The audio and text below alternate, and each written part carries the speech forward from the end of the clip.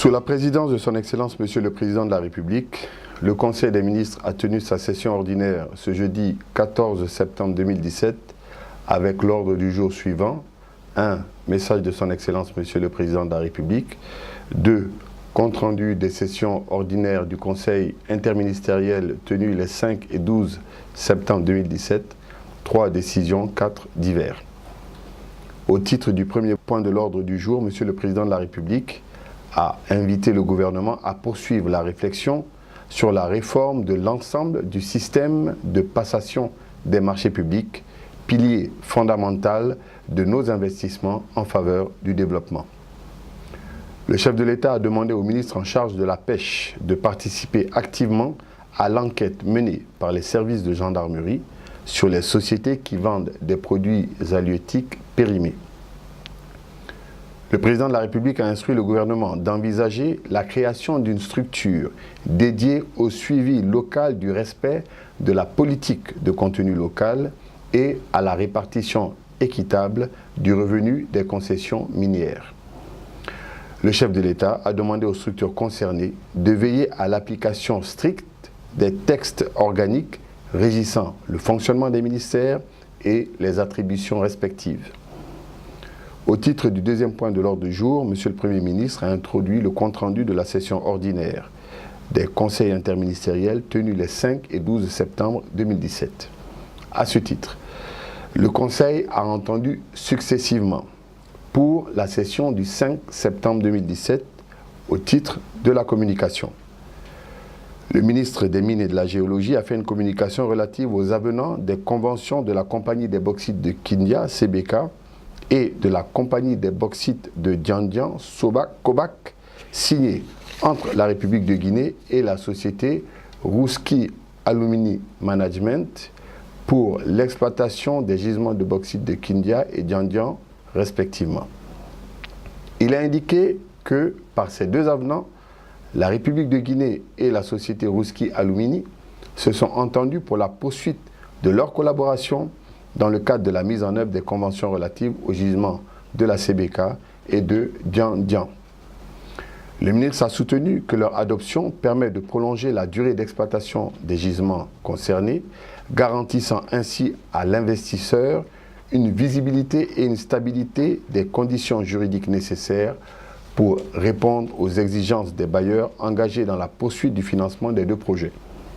Pour l'État, ces deux avenants garantissent le maintien des emplois et permettent d'améliorer les dispositions fiscales contenues dans les conventions de base.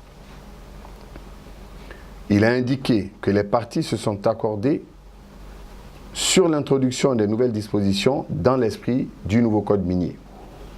Pour le projet Diandian, il s'agit entre autres la prise d'une participation non contributive, non diluable et non cessible à hauteur de 10% en faveur de l'État. Le paiement de l'impôt minimum forfaitaire. Le paiement de l'impôt sur les sociétés au taux de 30%. Le paiement, dès l'entrée en vigueur de l'avenant, de la contribution annuelle au développement local au taux de 0,5% de son chiffre d'affaires annuel. L'introduction dans les obligations de la société du paiement du droit unique d'entrée, DUE, au taux de 5,6% à l'importation des biens, équipements et installations. Pour la société CBK, entre autres, la prise d'une participation non contributive, non diluable et non cessible de 5% en faveur de l'État. Cette participation sera progressivement portée à 7,5%, puis à terme à 10%. L'investisseur a donné son accord sur la mutualisation du chemin de fer CBK après avis technique d'un expert indépendant recruté conjointement. Cette mutualisation ouvrira d'autres projets sur le corridor central. La société paiera immédiatement, dès l'exercice 2018, la contribution annuelle au développement local au taux de 0,5% de son chiffre d'affaires annuel. L'introduction dans les obligations de la société du paiement du droit unique d'entrée au taux de 5,6% à l'importation des biens, équipements et installations et le paiement de l'impôt sur le revenu des valeurs mobilières. Le ministre a affirmé que les négociations avec le partenaire Rusal ont été empreintes d'un esprit cordial et constructif qui a permis d'aboutir à ce résultat mutuellement avantageux. Au terme de la communication, avec l'accord du président de la République, le Conseil a approuvé les 2 avenants et autorisé leur transmission à l'Assemblée nationale pour adoption.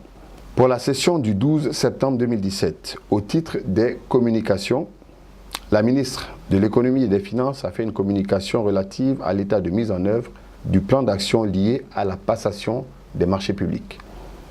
Elle a précisé que la communication porte sur les mesures relatives aux aspects génériques sur lesquels le plan d'action est bâti, à savoir la rationalisation du processus de passation, la transparence, l'équité et la sanction. La ministre a indiqué que concernant les mesures liées au cadre institutionnel, une refonte de la loi est préférable en considérant la restructuration et le recentrage du rôle de l'ACGP, l'administration contrôle des grands projets, sur les fonctions d'étude et de contrôle des grands projets.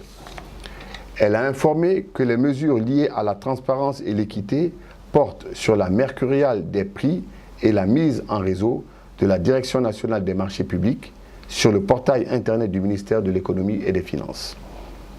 La ministre a soutenu qu'en plus de la méthodologie, la base de données de 8000 produits existants a été revue et ramenée à 6382 produits. L'objectif est de disposer de cette mercuriale pour la zone de Conakry dans un premier temps à fin août. La mercuriale devra être révisée annuellement. La ministre a annoncé que le site du ministère de l'Économie et des Finances est opérationnel. La liste des contrats octroyés en entente directe est désormais publiée sur ce site. Le rapport trimestriel d'exécution des marchés publics le sera également. La ministre a indiqué que les mesures liées à la rationalisation du processus portent sur la mise en place d'outils informatisés, le renforcement des capacités des cadres de la Direction nationale des marchés publics et des personnes responsables de passation des marchés, et la revue des modèles de demande d'appel d'offres et l'élaboration de shortlist. 2 adresses fonctionnelles, dao-valide.ministère-des-finances.gov.gn et dérogation ont été créées et sont également en cours de test depuis le 12 juin. Elle a déclaré que pour ce qui concerne les mesures liées à la sanction, l'autorité de régulation des marchés publics est chargée, selon le Code des marchés publics, de l'établissement d'une liste dite liste noire. Une revue est en cours avec les pays de la sous-région pour s'assurer des mécanismes d'inclusion. La ministre a affirmé que le rapport trimestriel soumis à l'attention du Conseil sur la situation des marchés publics fera dorénavant l'objet de présentations et discussions en Conseil et sera suivi en fin d'exercice budgétaire d'un rapport annuel de synthèse. Au terme de la communication, le Conseil recommande la prise en compte des observations formulées et la poursuite des réflexions en concertation avec les partenaires. Le ministre de l'Unité nationale et de la citoyenneté a fait une communication relative à l'organisation de la 2e édition de la Semaine nationale de la citoyenneté et de la paix. Il a indiqué que pour sa 2e édition, la Semaine nationale de citoyenneté et de la paix se déroulera sur l'ensemble du territoire du 1er au 7 novembre 2017, tel que le prévoit la loi L 2016-038 du 28 juillet 2016. Le ministre a rappelé les principaux objectifs de la CENACIP, tels que précisés par la loi et qui sont notamment consolider la démocratie, l'état de droit et la culture de la paix, promouvoir une citoyenneté responsable pour forger la culture du civisme et sensibiliser et la tolérance chez nos compatriotes et renforcer notre idéal national, sensibiliser la population sur les valeurs cardinales du savoir-vivre ensemble, du respect réciproque, du respect des lois, des institutions et des droits et libertés des citoyens, renforcer la prise de conscience de chacun sur l'importance stratégique de la citoyenneté et de la paix pour la construction d'une nation démocratique, le développement socio-économique de la Guinée dans un environnement de paix sociale.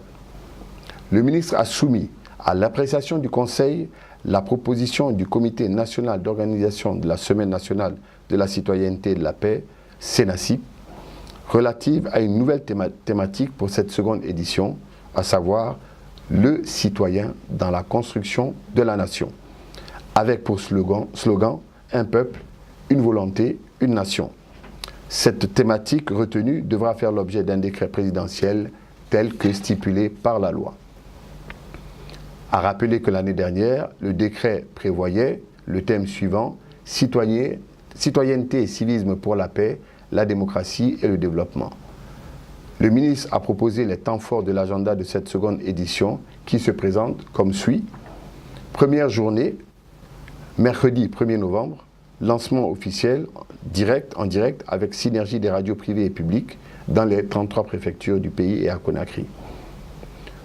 Au cours de cette ouverture officielle, l'ensemble des Guinéens sera invité à observer à partir de midi pile une minute de silence à la mémoire de tous ceux qui se sont battus pour la liberté, l'indépendance et la démocratie dans notre pays, mais aussi pour la mémoire de toutes les victimes de violences politiques dans notre pays.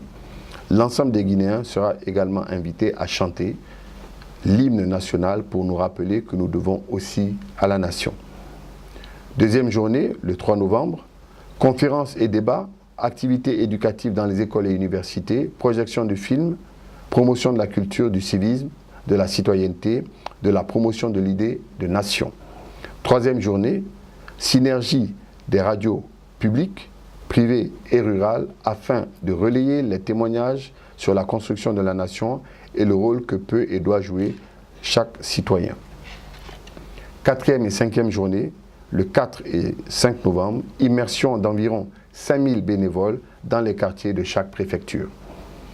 Le vendredi et le dimanche, une attention particulière sera accordée dans les prêches par les musulmans et les chrétiens sur l'importance d'une citoyenneté éveillée et bienveillante dans la construction d'une nation de paix. Ce point revient au secrétariat général des affaires religieuses.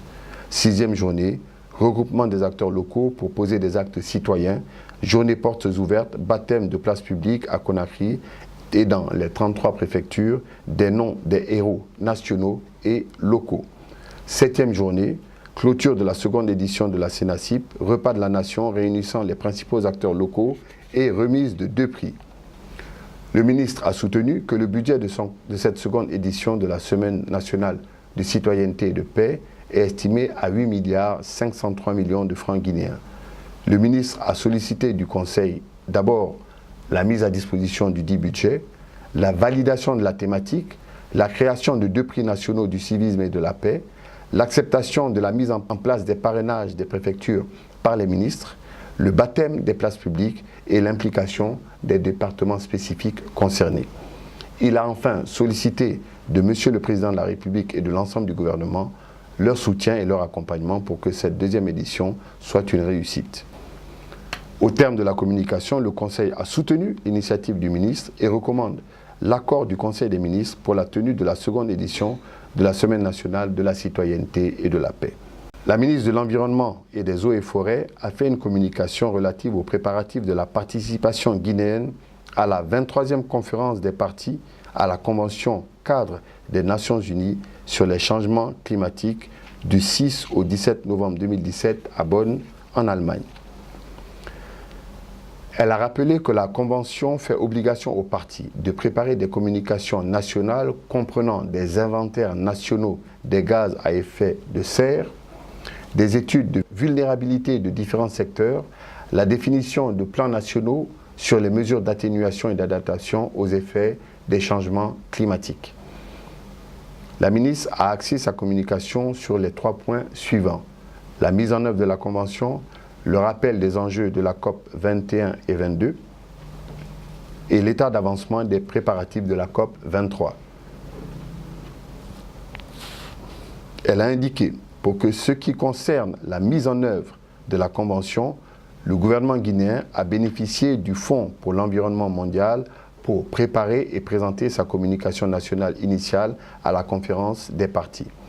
Cette communication a précisé que la Guinée demeure un puits de carbone avec forte pression sur le couvert végétal pouvant entraîner des émissions nettes. La partie nord reste très vulnérable aux effets de la sécheresse. La zone côtière est caractérisée par des zones basses encline à des inondations dues à l'élévation du niveau de la mer et l'érosion côtière dont les effets sont déjà palpables, particulièrement dans les îles de Kabak, Kakossa et de Quito. L'existence de besoins importants en renforcement de capacités, de transfert de technologies, d'information et sensibilisation. La ministre a rappelé que la ratification de l'accord de Paris, la COP 21 donc, a permis à la Guinée de continuer à prendre part aux débats internationaux sur le climat et de contribuer aux efforts de réduction des gaz à effet de serre. La COP 22 de Marrakech a permis de traduire les engagements pris à Paris en actions concrètes qui ont trait à l'adaptation, l'atténuation, la transparence, le transfert de technologies, le renforcement de capacités, le financement et les pertes et préjudices. Elle a informé que pour la participation de la Guinée à la COP 23, prévue du 6 au 17 novembre 2017, son département, à travers une plateforme de concertation, a organisé des séries de réunions avec les institutions républicaines, les départements ministériels, le secteur privé, la société civile et les médias. Ces réunions sont axées sur la plateforme nationale des préparatifs à la COP 23, le rôle de la société civile dans cette préparation, les solutions apportées dans le cadre de la lutte contre le dérèglement climatique, la mise en place de 8 panels thématiques. Pour le cas spécifique du 8e panel dit Stand, un budget sera soumis au gouvernement pour approbation et financement. La ministre a enfin soutenu que compte tenu des enjeux nationaux et internationaux du changement climatique, son département entend poursuivre sa collaboration avec les ministères en charge des finances et du budget et certains partenaires techniques et financiers pour la mobilisation des ressources financières nécessaires à une participation significative de la délégation guinéenne à Bonn en Allemagne. Au terme de cette communication, le Conseil a soutenu la pertinence de la participation guinéenne à cette conférence. À l'issue des débats sur les différentes questions suscitées, le Conseil a décidé ce qui suit. 1. Le Conseil approuve la tenue de la seconde édition de la Semaine nationale de la citoyenneté et de la paix et demande au ministre de se rapprocher des ministres en charge des finances et du budget pour la finalisation du budget. Par ailleurs, le Conseil recommande au ministre de prévoir des mesures pour continuer la sensibilisation à la citoyenneté par une campagne médiatique soutenue. Le Conseil a également invité le ministre à approcher ses homologues du secteur éducatif pour l'insertion de l'instruction civique dans les programmes d'enseignement. 2. Le Conseil autorise la participation de la délégation guinéenne à la 23e conférence des parties, COP 23, à la Convention cadre des Nations Unies sur les changements climatiques qui se tiendra à Bonn en Allemagne. Le Conseil demande à la ministre de soumettre le projet du budget au ministre en charge des finances et du budget dans les meilleurs délais.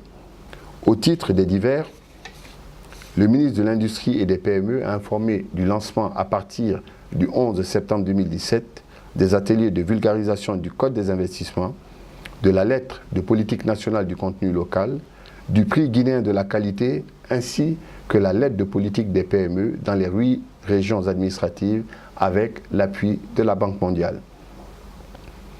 Le ministre du Budget a informé que la première réunion annuelle des établissements publics administratifs dans notre pays a tenu ses travaux le lundi 4 septembre 2017 à Conakry pendant 3 jours.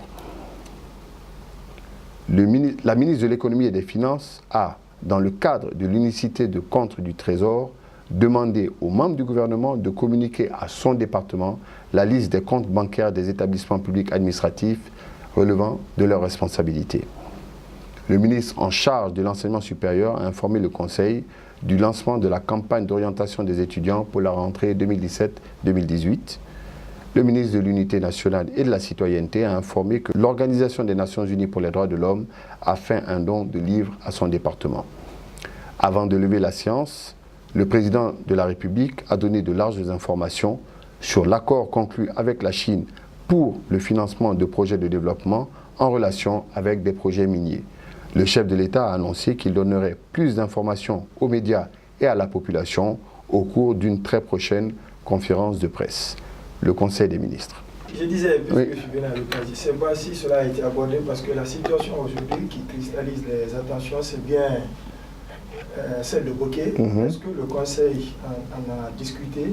Peut-on savoir quelles sont les dispositions prises aujourd'hui par le gouvernement pour que la quiétude revienne là? En fait, le Conseil n'a pas fait un point spécifique puisque et hier et ce matin très tôt, une réunion, pas de crise, mais une réunion de mise au point a réuni tous les ministères concernés autour de cette question et des décisions ont été prises pour amener le calme, ramener le courant et faire de telle sorte que cette situation ne se reproduise plus. Je pense que sur cette question précise, il y aura une communication particulière des ministères concernés. Mais depuis hier, depuis le début de la crise, il y a une cellule spécifique qui suit ce qui se passe à Bokeh. On a tout simplement été informé que des dispositions sont en train d'être prises pour amener le calme à Bokeh. Justement, des dispositions, monsieur le ministre porte-parole du gouvernement, sauf que au dire de certains, c'est l'arrivée surtout des forces de l'ordre qui a créé le désordre et entraîné des pertes en vie humaine. C'est une analyse que font ceux qui sont sur place, mais vous avez toujours cette théorie où on dit est-ce qu'il faut, est-ce qu'il ne faut pas, et à l'arrivée, l'État est bien obligé de prendre ses responsabilités. Vous savez, on n'a jamais la vérité absolue dans ces cas de figure, mais la pire des choses, c'est l'absence de l'État. Et malheureusement, lorsque des gens sont interdits de circuler, une atteinte au droit de circuler entraîne forcément la présence des forces de l'ordre. Maintenant, sous quelle forme et dans quelles conditions, on peut en discuter, effectivement. Peut-être que l'avenir et les enquêtes qui sont menées sur le terrain nous en apprendront plus et nous permettront de tirer des conclusions pour les prochaines fois, en espérant qu'il n'y aura pas de prochaine fois. Sauf que Bokeh, ce n'est pas une première, encore moins une deuxième. Exactement, exactement. Et donc, il y a forcément... On va parler de la prochaine.